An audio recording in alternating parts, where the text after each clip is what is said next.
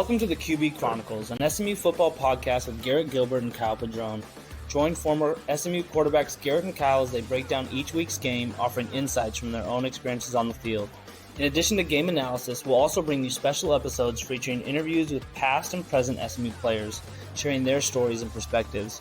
Whether you're a diehard Mustang fan or just love football, this podcast is your go-to source for all things SMU football. Pony up!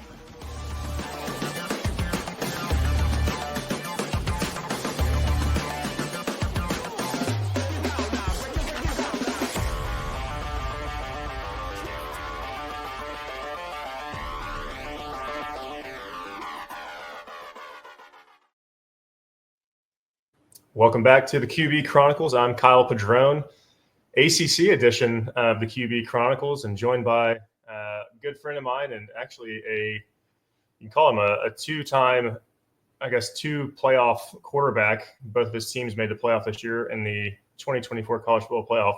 Garrett Gilbert played quarterback at University of Texas, a 5 seed, and at SMU, our beloved Ponies, back in 2012 and 2013. GG, what's up, brother? I only claim our 11 seed SMU Ponies for the record. What's going on, man? Apologize to everyone. I guess I was screaming a little too loud at the game. Lost my voice, woke up this morning and couldn't talk. So we're going to fight through it, though. Yeah, just a tough guy, just playing through injuries and playing through a sore throat, loss of voice. But only know one way. Yeah, got the tough guy here. You don't claim Texas? I have my diploma from Texas, but I am all in all, I'm an SMU fan. I follow them much closer. I didn't care for Texas for a while. I like watching Quinn and Arch now. I got to know them a little bit this summer, but overall, pony up. Dang right. Well, man, that was a great time in Charlotte, North Carolina. That was my first time outside of the airport in Charlotte. Had a great day. Got in early and had just a fun day of being around a bunch of SMU people in Charlotte, different bars, and kind of bouncing around different groups. Met a ton of people. Saw a lot of friends, former teammates, and a really fantastic day in Charlotte leading up to a game that ultimately fell short 34-31 to Clemson. But a fantastic time in Charlotte. Unfortunately, just a slower start kind of got us, even though we came all the way back, and a couple of unforced errors really that game got away from us early, and guys fought and made a push toward the end, and Clemson kicker makes a kick of his life, that one he's going to remember for probably the rest of his life. But just a great experience in Charlotte.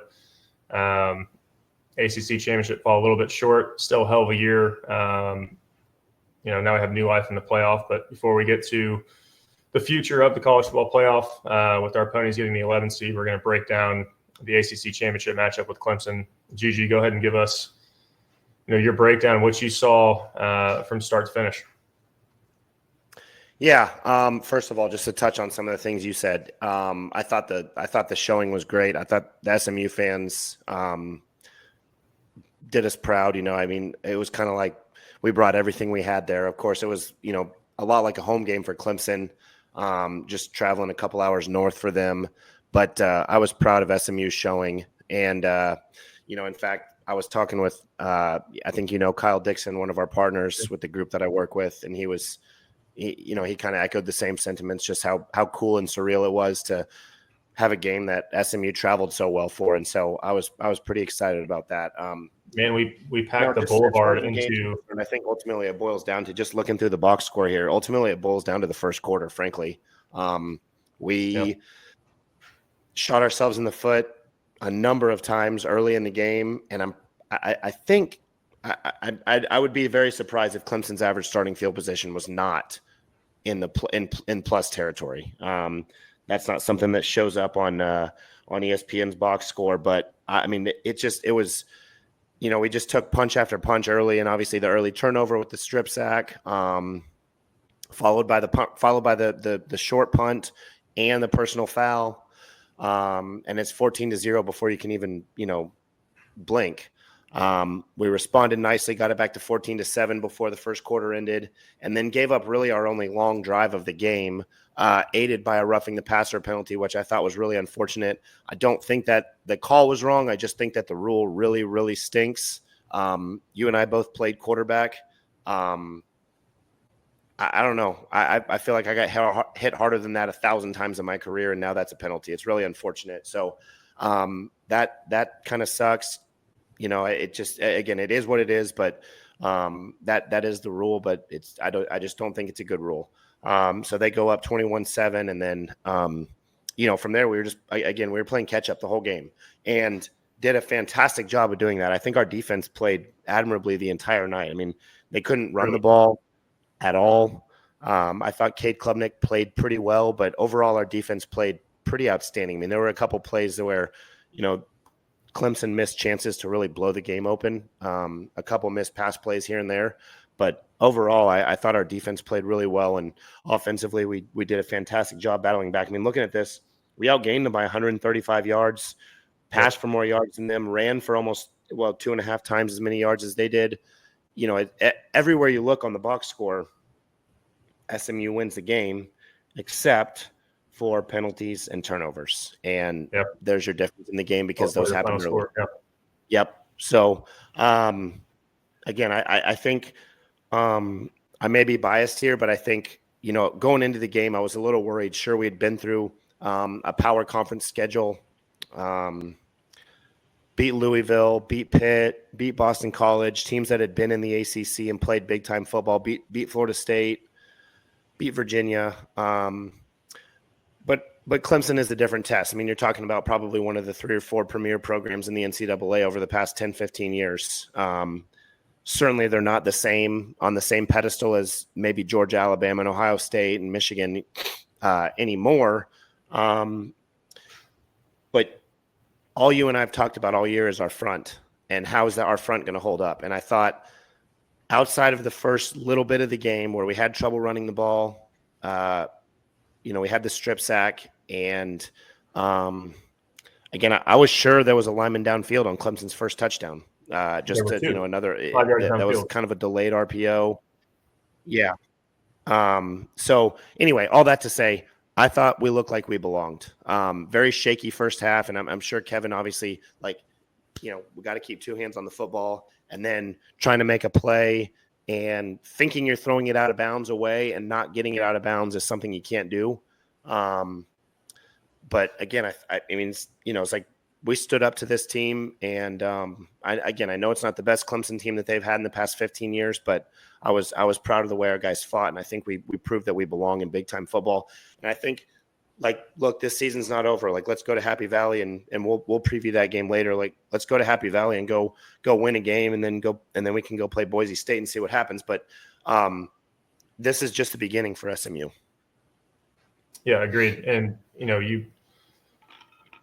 I want to touch on. Going into the game, I was pretty confident that we were the better football team. After kind of doing some research further into Clemson and kind of looking at some of the games they played, and I was telling people leading up to the game, I thought we were going to blow them out because I truly believe that we are the better football team. Obviously, this game didn't turn out, but I do think that if we played Clemson 10 times, we'd probably beat them 7 or 8 times. I just think we're the better football team. And this one, to your point, got away from us in the first quarter. And anytime you're playing at a deficit at halftime, 24-7, I mean, defense did exactly what they needed to. They got to stop, open up the second half. We go down and score right away and cut into the lead and take some momentum back. Clemson had a sustained drive. I think it was 8 plays for 70-something yards. But, outside of that, the defense, I mean, they held strong most of the game. They got put in some tough spots. You touched on the short fields for Clemson. They had scoring drives of 33 yards, 28 yards. They had one long sustaining drive in the first half, but everything else, they were in SMU territory. But again, that long drive was aided by a personal foul on a 3rd down that we got off the field, right? So, correct. It's yeah, go on. I'm just, it's very. Yeah, I just think we were the better football team to take from the game. What's that? I said there's a lot of encouraging things to take from the game. Yeah, absolutely. I mean, you hit it on the head. It was the first quarter. It got away from us. And I think people coming out of the game, they're talking about penalties. I think there were certainly a lot of no calls. Certainly some penalties that went against us that, ideally they don't go that way, but you and I played in those games where, things aren't going your way. It sometimes does feel like you're playing against, the 11 guys on the field plus a few officials. And those are hard games to play in. But, and I'd love for you to kind of speak on it, but, what it's like to hey, things aren't going your way. It seems like the officials are relatively one-sided. But if you could talk about kind of that one snap and clear mentality, and I think our guys showed that, but, I think you and I both played in those games, and the importance, while the fans are kind of stirring and stewing on it, I think the guys on the field did a great job of getting to that next snap and keep playing the game and keep, maintaining focus throughout the game and ultimately having a chance to win at the end. Yeah, I mean, we did all of those things right. Everything was going against us in the first half. Like you said, there were some tough calls.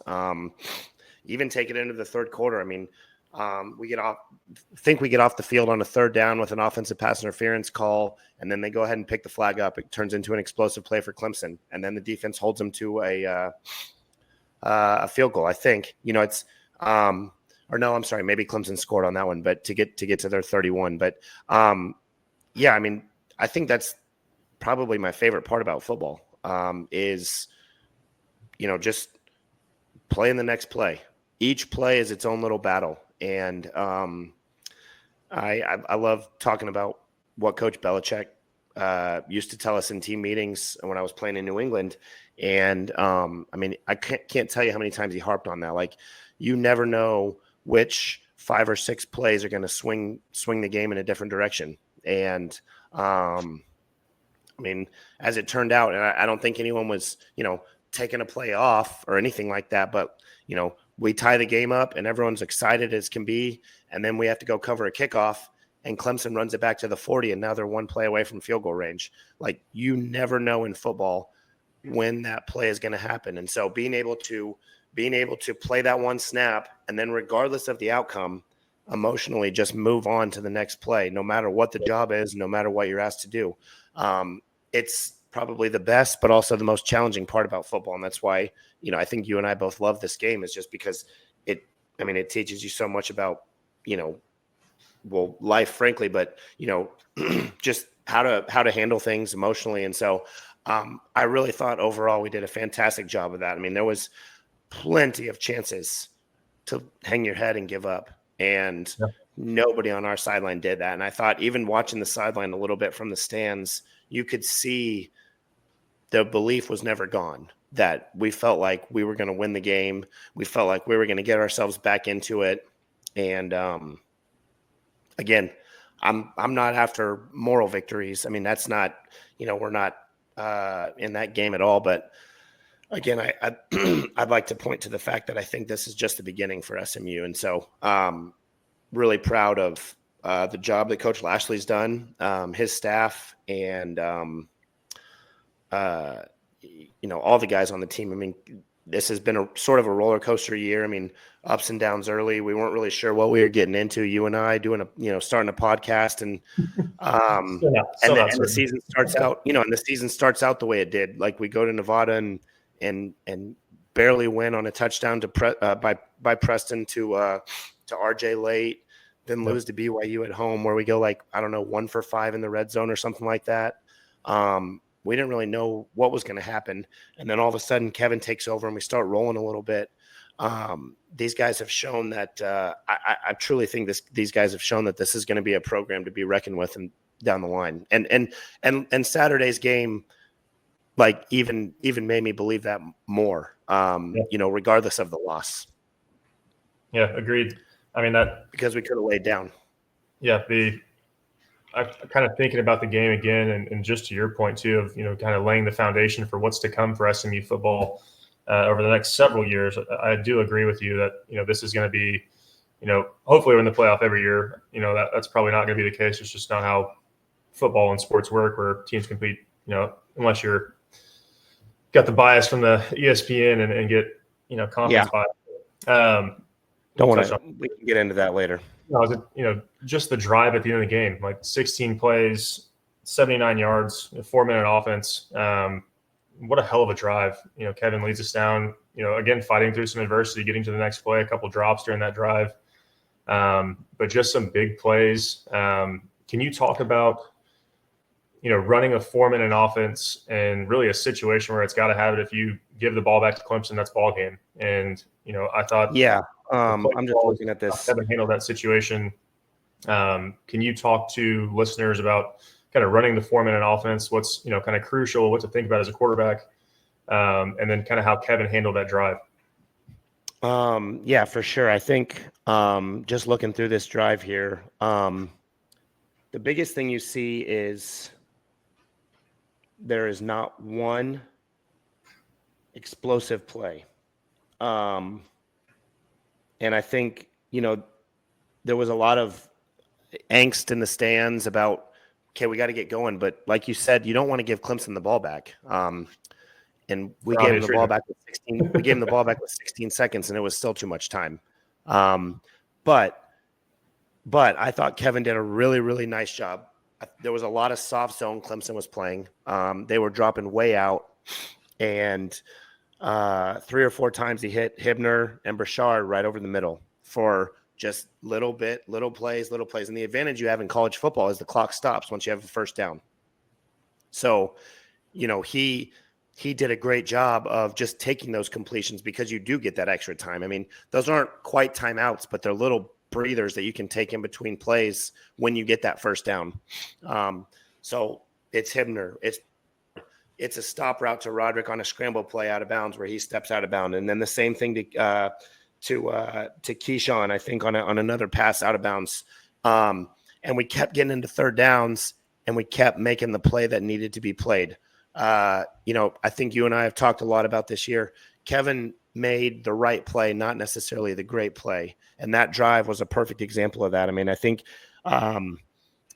there were no spectacular plays. Everything was just right play. And of course, it helps when you do have 4 minutes. You're not dealing with a minute and a half, and the defense did a great job getting off the field, forcing, we'll call it a 5 and out, because the Clemson did get one first down, but they did give us the ball back with plenty of time to operate at a normal pace. And then I think Coach Lashley's play calling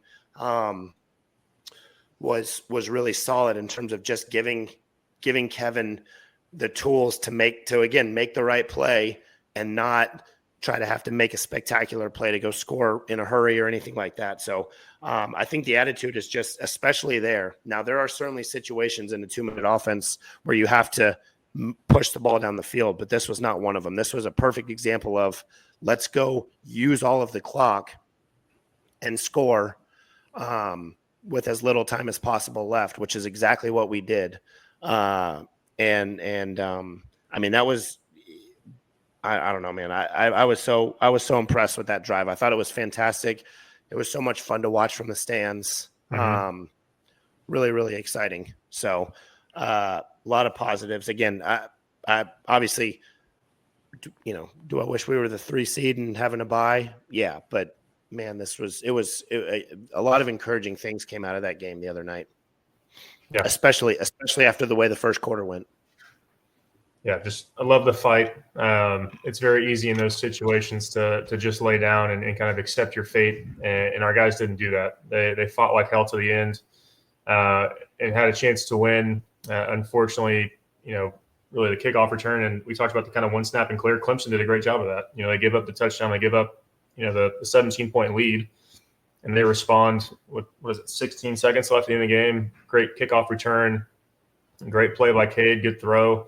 Yep. And then their kicker comes in and makes the kick of his life. And that kick, I didn't think there was any way a college kicker could make a 56-yarder in that weather. I think that was into the wind. He boomed that. Colin left one short from closer than that. And that was a great kick. Yeah. Hats off to Clemson. They take the ACC, but proud of the fight for our guys. We will definitely be back. Very confident in that. Who is your player of the game? I'm just looking here.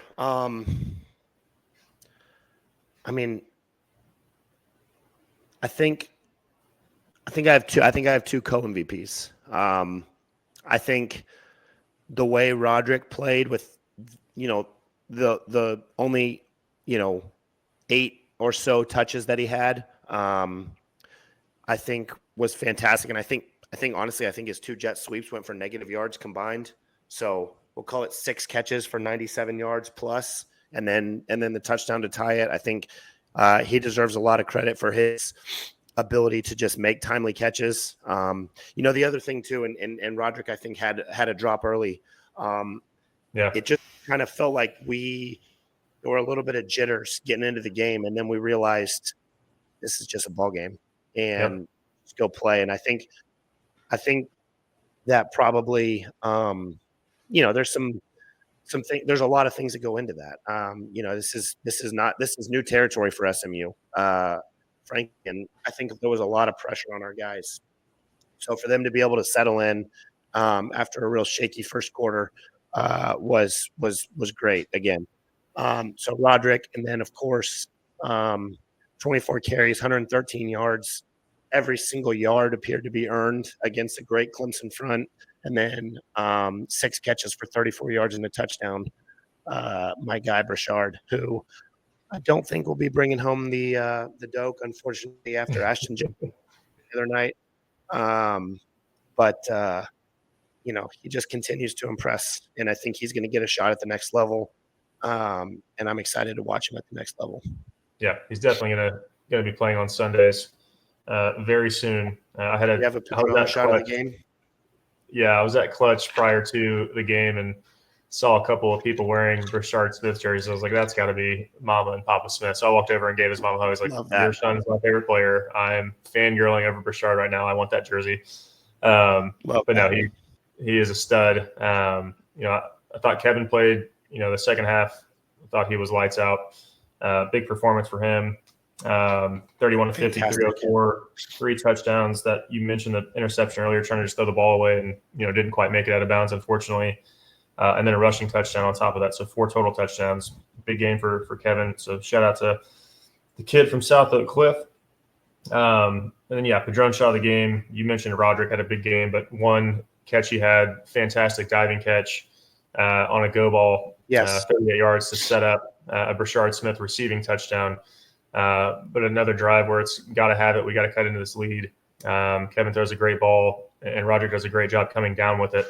He beats his guy on a go route and just makes a hell of a catch, and then sets up what becomes a big drive or a big touchdown for Burchard Smith on a great play call by Rhett. But I love that play call. Yeah.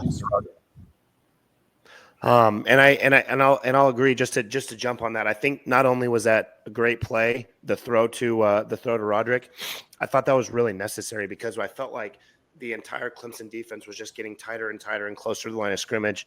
And I actually looked at Kylie at one point, and I was like, we got to throw it over the top of them at some time. Like, it doesn't have to be now, but like, got to make them feel the pressure over the top, because otherwise they're just going to keep getting closer to the line of scrimmage, and then you can't run the ball, and then the quick passing game gets really difficult. So I thought that was a huge play in the scope of the game.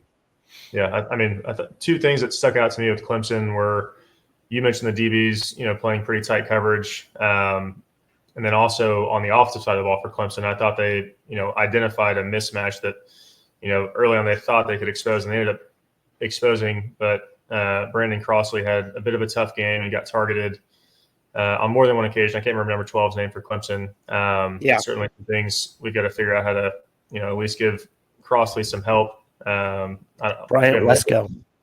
Yeah, Wesco. He had over 100 yards, a couple touchdowns, and 8 for 143 and 2 touchdowns. Yeah, he had a solid game. So they like that matchup with him on Crossley there, and I don't know what Penn State looks like, but ideally, we just didn't have a lot of help for Cross on that one. They took advantage of it, but those were kind of 2 things that I saw that stuck out to me is, at least tendencies that they were focused on. They didn't think that SMU's receivers could beat them over the top, which we did a couple of times. And then they liked that matchup with Cross there, but hopefully we get that corrected. And, anytime a DB or secondary is playing you pretty tight, you gotta try and extend the field and stretch the field a little bit to open up underneath, which that play, to your point, did for us. Just to recap the year, guys go 11-1 in the regular season, make it to the ACC Championship, come up just short, now sitting at 11-2, and they earn the right to play for a national championship and get the 11 seed in the college football playoff.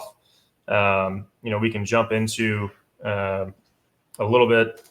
Clemson takes the 12 seed after winning the ACC. They will go to Austin, Texas, a return home for Cade Klubnik. Austin Westlake kid will play at DKR against Texas. I believe that game is the 2:30 or 3 o'clock game on Saturday. Tennessee will go to Ohio State, the matchup number 8 and 9. Obviously, SMU, the 11 seed, will go play Penn State up in Happy Valley. Should be a nice, cool, crisp day in Happy Valley late December. And then Indiana goes to South Bend to take on Notre Dame in what is the first time in the FBS level anyway, where a university will host a home playoff game. Yeah. I think all 4 of these matchups have some major intrigue. And I think you mentioned, Klubnik going back home. And then 3 matchups up north in December. It's going to be a lot of fun. I'm pretty excited about this. I think there are definitely some tweaks that the playoff system can make. There's instances where, there's scenarios and situations where,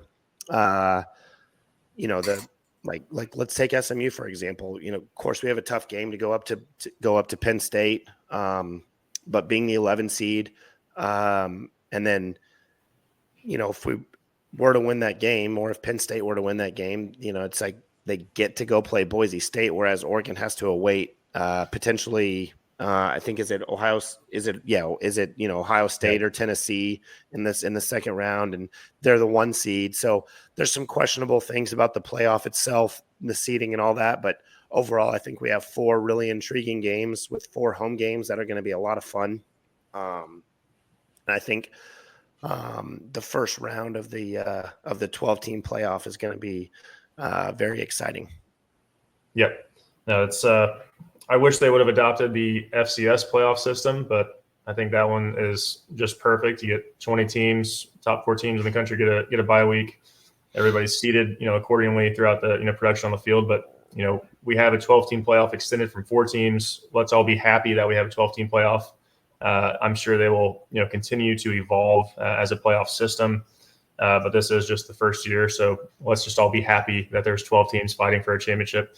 And let it, sort itself out over several years. But, before we sign off here, get to, a Penn State preview over the next couple of weeks and probably be back, maybe with 1 or 2 more episodes. But I do want to highlight it's been a hell of a fall for SMU athletics as a whole, and be remiss. I've been meaning to do this for the last several weeks, but to our women's volleyball team, just an outstanding run this year. They fell short against Missouri in the second round.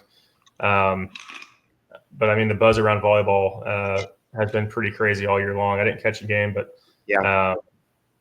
would like to get to Moody to check out and support the girls next year. And a lot of great things. Men's basketball got, the ACC home or ACC opener. They beat Virginia on Saturday prior to the ACC Championship game. So men's basketball was playing well. And then our men's soccer team went to the quarterfinals, ended up losing to Marshall this weekend. But again, another deep run into the postseason. But overall, just a heck of a fall here for us as a program, as a university. And kudos to all of the athletes, the coaches, and again, the families that sacrifice so much for these kids and these coaches. A lot of great things happening on the hilltop, not just football, but as an athletic department as a whole.